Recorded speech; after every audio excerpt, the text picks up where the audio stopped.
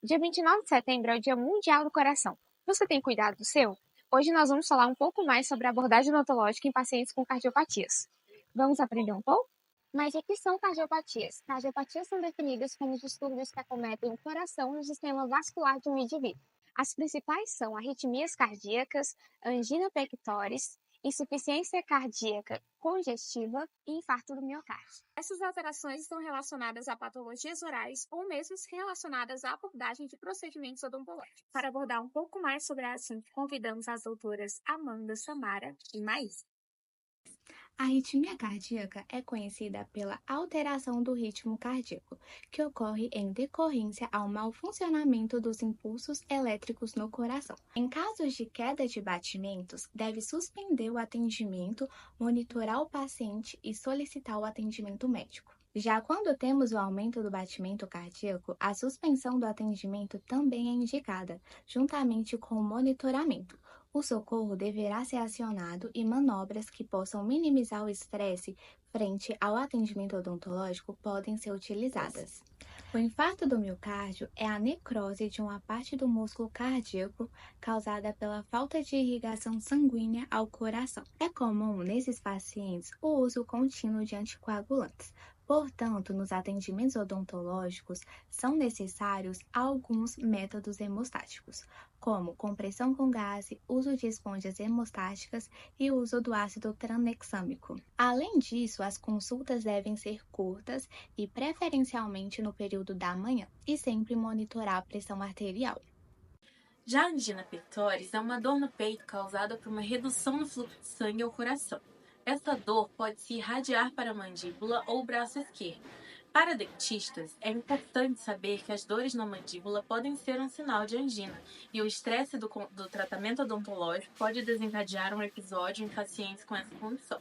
Portanto, reconhecer esses sinais e encaminhar o paciente para um cardiologista é crucial. A endocardite infecciosa é uma condição rara cujas características incluem febre, perda de peso, letargia, dificuldade respiratória, presença de murmúrios cardíacos ou alterações destes, e possíveis manifestações na pele. Suas complicações principais são sepse, acidente vascular encefálico e disfunção valvar cardíaca. Com isso, em procedimentos odontológicos mais invasivos, se deve avaliar o risco de endocardite para que a prevenção e tratamento seja realizado. Em casos que contêm de alto a moderado risco para a endocardite bacteriana, a profilaxia bacteriana é indicada, sendo via oral, amoxicilina 2 gramas 1 hora antes do procedimento, a cefalexina 2 gramas 1 hora antes do procedimento, para pacientes alérgicos à penicilina, ou ainda a ampicilina 2 gramas intramuscular ou intravenosa 30 minutos antes do procedimento para aqueles pacientes incapazes de tomar via oral. As intervenções odontológicas de risco para endocardite infecciosa que requerem o uso de profilático antibiótico. Todo procedimento odontológico que envolve manipulação dos tecidos gengivais ou da região periapical dentária, ou perfuração dos tecidos gengivais, ou perfuração da mucosa oral. E os procedimentos que não requerem a profilaxia antibiótica são técnicas anestésicas de rotina em tecidos não infectados, tomada de radiografias, colocação de ajuste do aparelho protético ou ortodôntico, esfoliação de dentes descidos e sangramento da mucosa oral ou labial devido a trauma. Outra doença importante para nós cirurgiões dentistas é a insuficiência cardíaca congestiva, que é uma condição em que o músculo cardíaco não consegue se contrair com a força necessária para bombear o sangue eficientemente, fazendo com que o coração bombeie menos sangue. No atendimento odontológico, uma comunicação eficaz entre o dentista e o paciente é essencial. Informar o dentista sobre a condição cardíaca e quaisquer medicamentos ou tratamentos em curso é vital para garantir um atendimento seguro e adequado. Alguns remédios para o coração, como esses, podem causar boca seca, aumento das gengivas e mudança no paladar. Outros podem provocar feridas na boca ou reações parecidas com um líquen plano, por exemplo, o hidroclorotiazida. É importante também observar que doses elevadas de antihipertensivos podem resultar em lesões ulcerosas na cavidade oral, Portanto, ao tratar de pacientes em uso dessas medicações, é essencial monitorar as possíveis alterações e ajustar o manejo clínico conforme necessário. Para começar, é fundamental entender que muitos pacientes com problemas cardíacos enfrentam desafios adicionais quando se trata de administrar a dor. Aqui é onde os analgésicos entram em cena, mas a escolha e a dose são cruciais. O paracetamol e a dipirona são dois analgésicos considerados seguros para os pacientes cardiopatas, dentro das doses recomendadas. Esses medicamentos atuam principalmente na prevenção e controle de dor, de forma periférica, ou seja, eles ajudam a aliviar a dor sem interferir diretamente nas funções do coração. Como a epinefrina está presente em muitas soluções anestésicas, seus efeitos no sistema cardiovascular devem ser considerados.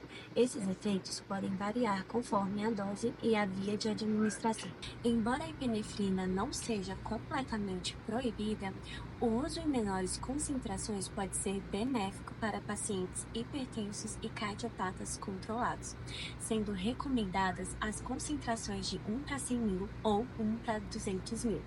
Quando a epinefrina é contraindicada, pode-se usar prilocaína 3% com feliprecina. Como terceira opção, a mepivacaína 3% sem vasoconstritor é indicada para procedimentos que não exigem controle de sangramento ou anestesia prolongada. E agora nós estamos aqui com o Dr. Felipe, bucomaxilofacial, que irá responder algumas perguntas importantes para nós.